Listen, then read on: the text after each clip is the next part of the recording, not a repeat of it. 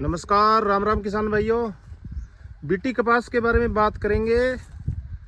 ये आप फसल देख पा रहे हो किसान भाइयों, इसमें ड्रिप मेथड से बीटी की बुआई हुई है।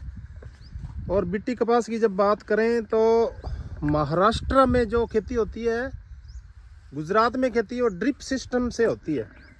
ड्रिप सिस्टम से जब हम खेती करते हैं बीटी कॉटन की, उतनी ही बीमारियां इसमें कम आती है और ज़रूरत के अनुसार पौधे को पानी मिलता रहता है। 60 बीघों का ये खेत है। 60 बीघों में किसान ने है बीटी कॉटन लगा रखा है। ये कंडीशन देख लो, अच्छी कंडीशन में है। गुलाबी सुंडी की बात करें तो लगभग 1-1.5 घंटे से मॉनिटरिंग की, तब जा कर के और 1-2 सुंडी मिली। ऐसा नहीं है भी नरमा हरा है, फ्लोवरिंग स्टेज के अंदर है, फूल भी लगे हुए हैं। इंटरनोड की बात करें तो इंटरनोड भी सही है, पौधा सही तरीके से ग्रोथ कर रहा है और प्रगतिशील काश्तकार है, अच्छी खेती करते हैं। उनसे बात करते हैं बीज के बारे में, उर्वरक के बारे में और ड्रिप मेथड के बारे में, कैसे आइडिया आया। ये सबसे बढ़िया मेथड है बीटी कॉटन के लिए, ड्रिप। फ्लड इरिगेशन से जब आप खेती करते हो ना तो उतना उत्पादन नहीं होता। फ्लड के मुकाबले ड्रिप के अंदर सीधा 2 क्विंटल उत्पादन ज़्यादा होगा। किसान से बातचीत करते हैं। राम राम जी। राम राम जी, नमस्कार। शुभ नाम बताइए अपना। शमशेर सिंह है जी। शमशेर जी सिंह जी, कितने बीघों में ये फसल लगा रखी है बीटी कॉटन की? 60 बीघों में लगा है। 60 बीघों में, जैसा पूर्व में हमने चर्चा की थी। कौन से एरिया में है? चक 5 की एसपी, तहसील टिब्बी, डिस्ट्रिक्ट हनुमानगढ़। हनुमानगढ़ राजस्थान से बोल रहे हैं। और बीज की बात कर लेते हैं। सबसे पहले बीज कितना इस्तेमाल किया 1 बीघा में? बीज लगभग ये लगाया जी 200 ग्राम प्रति बीघा के आसपास। 1 बीघा में 200 ग्राम बीज ड्रिप से ही लगाया? ड्रिप से लगाया, बीज ड्रिप से लगाया, बिना खेत जोते लगाया, बिना पानी लगाए, सीधा ड्रिप पे ही जर्मिनेशन हुआ है इसका। ड्रिप पे लगा के ड्रिप पे जर्मिनेशन हुआ है। 5 फुट के पाड़े में है। और दूरी है जो लाइन से लाइन की दूरी आप देख पा रहे हो, 5 फीट दूरी है।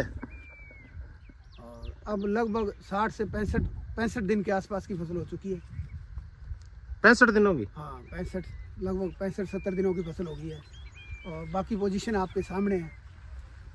कल्टीवेशन कितनी बार हो गया? सिर्फ 2 बार कल्टीवेशन हुआ है जी। 2 बार कल्टीवेशन सिर्फ हुआ। 2 बार कल्टीवेशन हुआ है। उर्वरकों की बात करें तो कितने उर्वरक इस्तेमाल किए, कौन कौन से? उर्वरक मैंने इसमें सुपर यूज़ की है, डीएपी यूज़ की है। और अब 10 दिन पहले मैंने इसमें 10 किलो यूरिया और 12 से 13 किलो के आसपास पोटास यूज़ की है।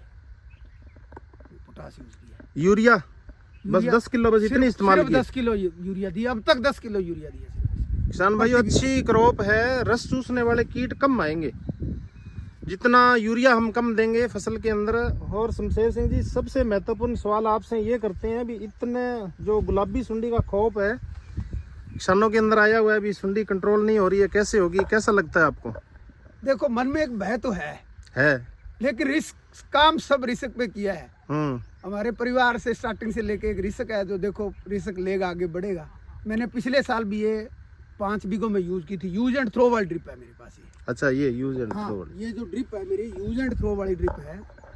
डिपार्टमेंट से मेरे को इसकी कोई अनुदान नहीं है, कुछ नहीं है। 2-3 साल ये चलेगी? हाँ, 2-3 साल। 3 फसल ले सकते हो? हाँ, और मैंने पिछले साल 5 बीघों में लगा के इसको ट्राई किया था। वहाँ ठीक रहा उत्पादन? बढ़िया उत्पादन रहा। मेरे पिछले साल भी जहाँ मेरी ड्रिप थी, पिछली इतनी सुंडी भयंकर, लोगों की तबाही होने के बावजूद ही मेरा पिछली साल भी उन 5 बीघों का 7 क्विंटल का दड़ा आया था। ड्रिप वाले में दूरी भी दूरी कितनी है? दूरी उसमें थी मेरी 3.25 फुट, 3.5 फुट, मतलब वही मशीन के 3 पाड़ों में था। अब की बार आपने दूरी है जो 5 फीट रखी है? हाँ, अब की बार मैंने दूरी इसकी 5 फुट की है और किया काम सारा रिस्क पे है। स्प्रे की बात कर लेते हैं, कौन सी स्प्रे हुई है? इसमें मैंने इमामेक्टिन, जो अपने प्रोक्लेम आती है, और नीम का तेल अभी तक एक ही स्प्रे यूज किया मैंने अभी तक। और लग रहा है मेरे को भी अभी तक कोई इसमें नहीं लग रहा कुछ जैसे को। फेरोमोन ट्रैप की बात करें तो कितने फेरोमोन ट्रैप लगा रखे हैं? 60 बीघों में मैंने लगभग 250 के आसपास फेरोमोन ट्रैप लगा रखे हैं। इसमें फिटकली आती है क्या? हाँ, उसमें हर एक फेरोमोन में स्टार्टिंग में जब मैंने लगाया था उस टाइम 2 से 3, हर एक फेरोमोन में 2-3 फिटकली आ रही है। लेकिन अब इन 8 दिनों से कुछ नहीं, उसमें मॉनिटरिंग दोबारा की है मैंने, उसमें कुछ नहीं आ रहा। 8 दिनों लगभग हर एक तीसरे दिन मैं मॉनिटरिंग करता हूँ उसकी। और बाकी फसल आपके सामने है। फसल तो आपकी बहुत अच्छी है, हाइट भी अच्छी है किसान भाइयों। 60 दिनों की कॉटन की क्रॉप है। फ्लोरिंग भी स्टार्ट हो गई है। डिस्टेंस इन्होंने अच्छा रखा है। डिस्टेंस जितना अच्छा रखेगा, एयर संचार अच्छा होगा। गुलाबी सुंडी का प्रकोप भी इस खेत के अंदर कम मिलेगा, क्योंकि सूर्य की किरणें जब जमीन के ऊपर जाती है तो उस सुंडी को अंधेरा पसंद है।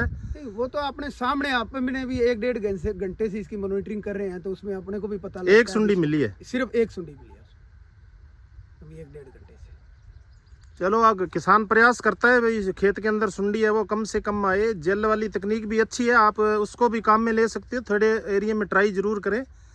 मेटिंग डिस्टर्बेंस है, 30 दिन तक काम करती है। 30 दिनों के बाद में आप दोबारा ट्राई कर सकते हो। यदि सुंडी का अटैक ज़्यादा हो जाता है तो फिर कंट्रोल करना मुश्किल है। वो एक बंकर की तरह फूल के अंदर या टिंडे में जाके वो तो बैठ गई, फिर वो किसी दवाई से मरती नहीं है। तो फिरोमेन ट्रैप की डेली आप मॉनिटरिंग करें।